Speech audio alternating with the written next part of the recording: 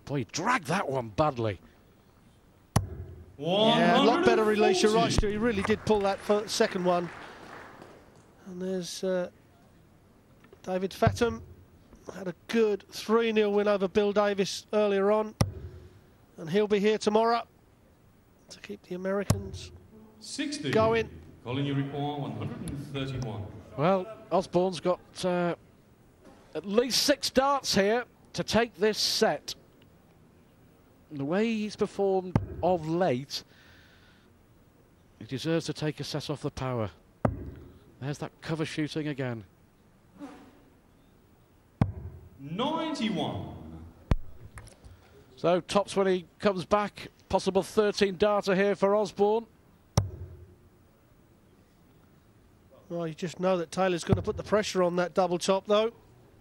And he is. It looks a big hole. Surprised he didn't get the third. But now Osborne, 3 darted double top for the set. Well, Phil Taylor has not dropped a single set in the US Open so far. That's a perfect guide, perfect marker for Osborne. Now then, real pressure. 20. Who you require? You can't afford to do that.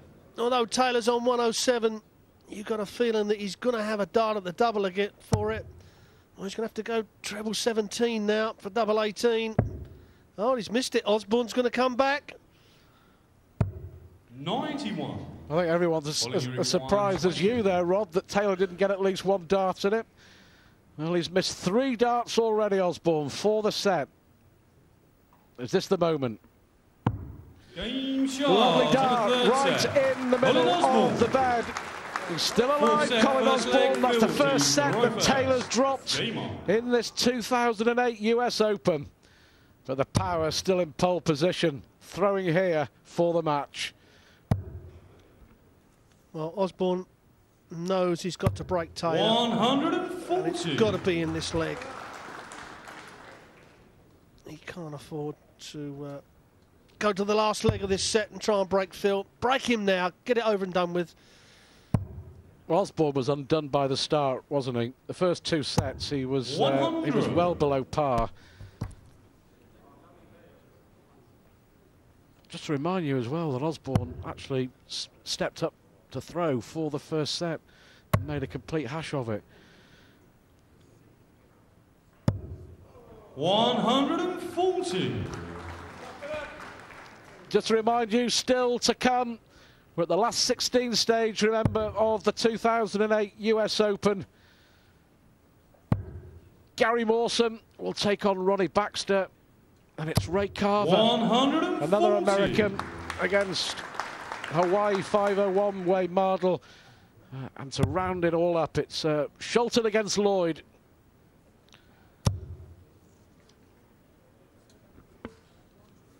Yeah, still some great games and great players to come. But Colin Osborne, as you said, Stuart, if he loses this game, he'll look at that first set and think, you know, how do I play that bad? And sometimes you crucify yourself over it for a few weeks. Because if you're going to beat the power, it is going to be over this short format. Well, Osborne is destined for the top 10 in the world. This man has been at the top of the world of darts for 15 years.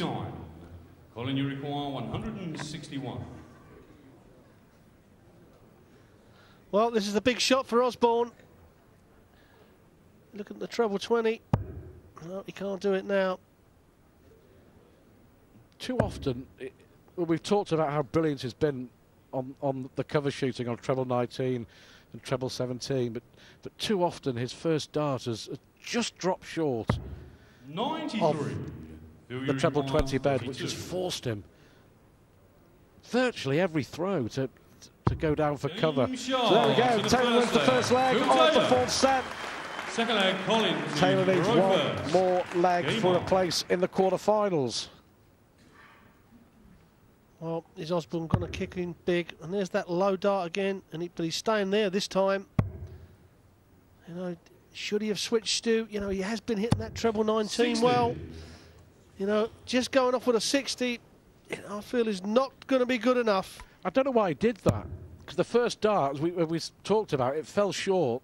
And every time that's happened, he's gone down and been successful, more often than not, with both darts on the treble 19. 120. Why did he change the plan of attack?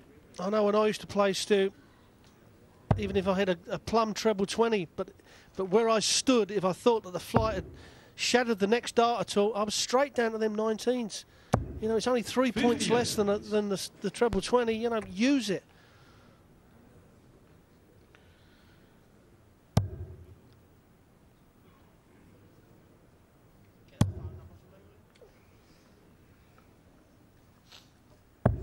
$137. Oh, there we go. It looks like being the last leg of the match. That's better. That's where he wants to be with the first dart. Again, forced to come down. 99.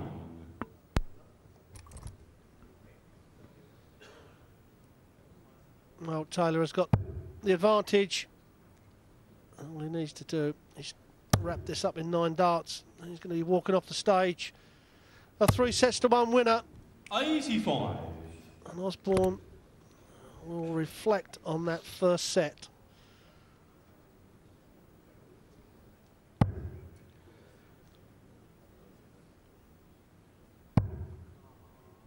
Well, you could hear the frustration there. I mean, that for me just epitomises the frustration that Colin Osborne has been feeling, because he is a man of little or no emotion. He's got great concentration, great focus, but he just got so annoyed with himself.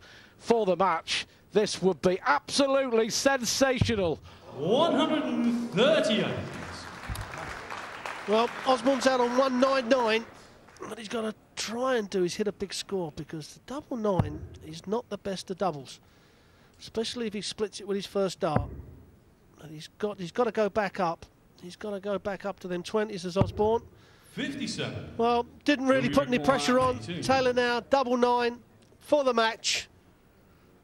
And a place in the quarterfinals, and does. And the match, Yeah. Will Taylor. The power of cruise control. He is through to the quarterfinals, beating Colin Osborne by 3-1. Taylor will now play either Ray Carver or Wayne Mardle, but he takes another big step to defending his PDC US Open title. He was big favourite before the tournament started. He'll be an even bigger favourite now. Taylor topples Osborne by 3-1, and when we come back, we'll be hearing from the power.